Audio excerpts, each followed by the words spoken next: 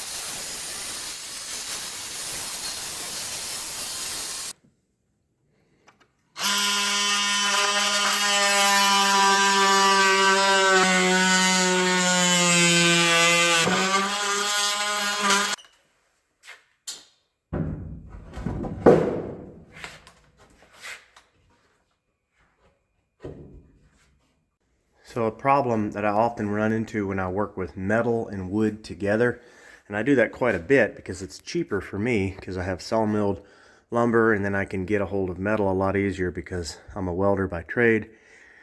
Anyway, long story short, it can be a little bit challenging sometimes, so we're going to set that 2x4 up here.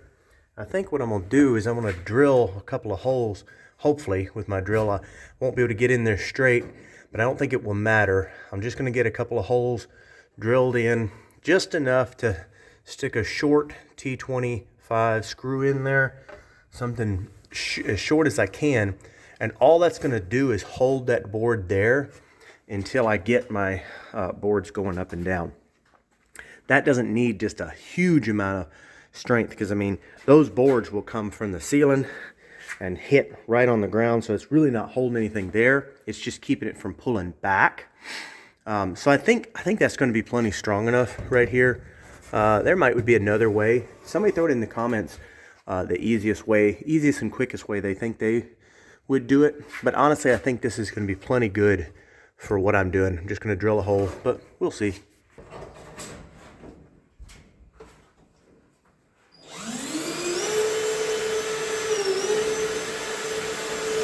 So that is proving to be very difficult to get in there, that with this bit right here. Of course, that bit may be just a little bit dull, but I know it's not that dull.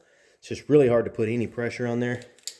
So never say that small didn't do the job. We're going to try this really small bit. You see I stuffed it in there as far as I can because I don't need very much depth. I don't want a chance breaking it in that weird position. We're just going to try that and see what happens. Maybe if I can get started, then I can actually get this one from the bottom. I don't know. We'll see.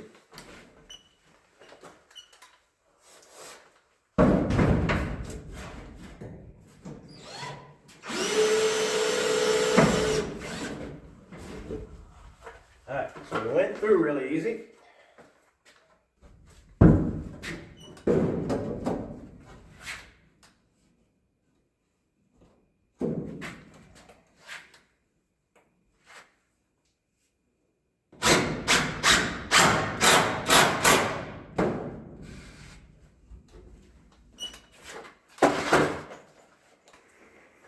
So that actually worked pretty well. Put this up just to keep it from pushing back, because you know you're taking your screw and you're going backwards with it, so it has a tendency to kind of push back. But that's pretty solid. I mean, that's plenty solid enough for what we're doing. It'll work out just fine. So that those boards will come up straight up from there, screw into there. But the way I've got it designed, it'll come up and it'll hit about right there, and so that'll just cover up and seal off all of that and tie all that in. All right, so when we get up here with this board, this sticks out just a little bit right there, not very much, but just in case, I think we're going to come over here and just notch a little bit around. So I think we just turn that pencil, brace it right up there against the, I can hold y'all there.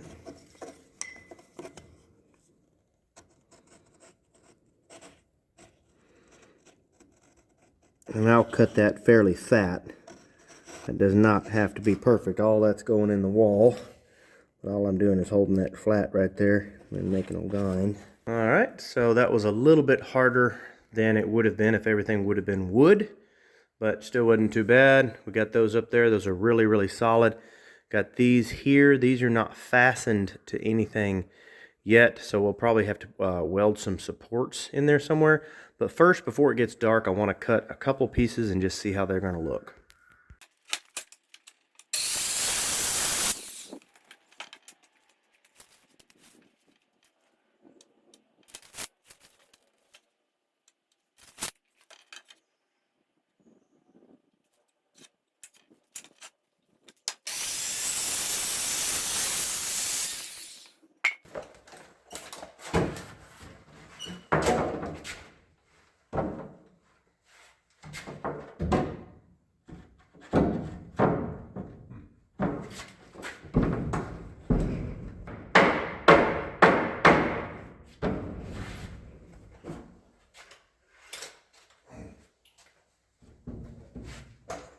That really don't look too bad. What we'll do, I'm gonna just put maybe 2 or 3 in there, see what it's gonna look like.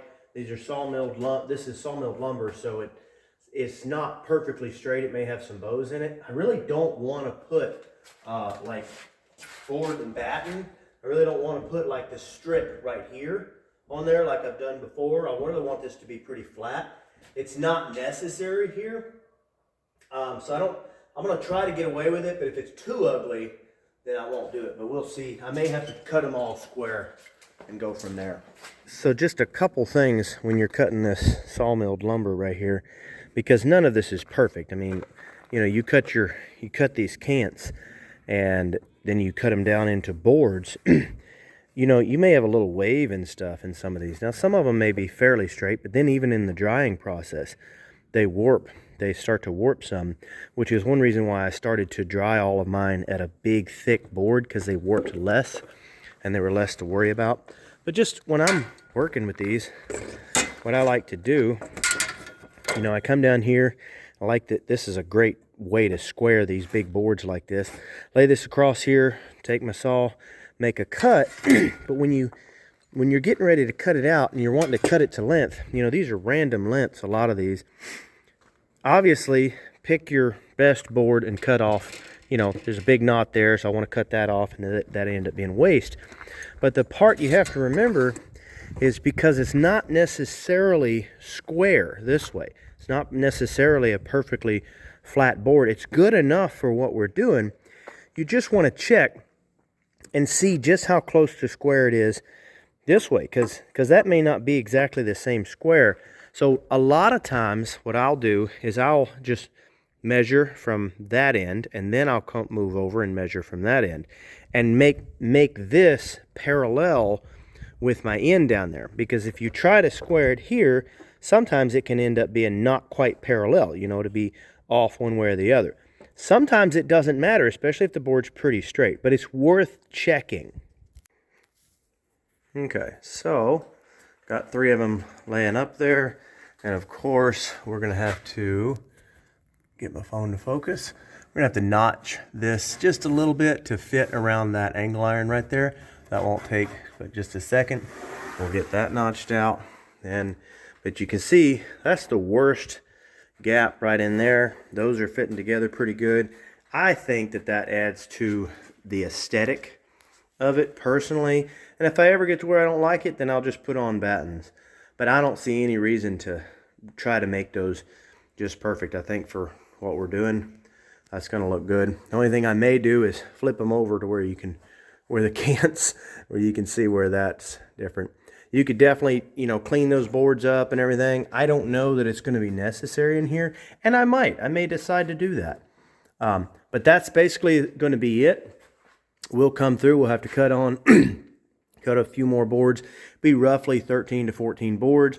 Should go pretty easy. We'll have to bring it up and then notch it in around here somehow or another. I may even leave a gap back there. It won't matter. This is more for looks and a place to hang like wrenches and tools. Y'all know I like my tools out in the open. A lot of it is just to make it kind of more aesthetically pleasing in here.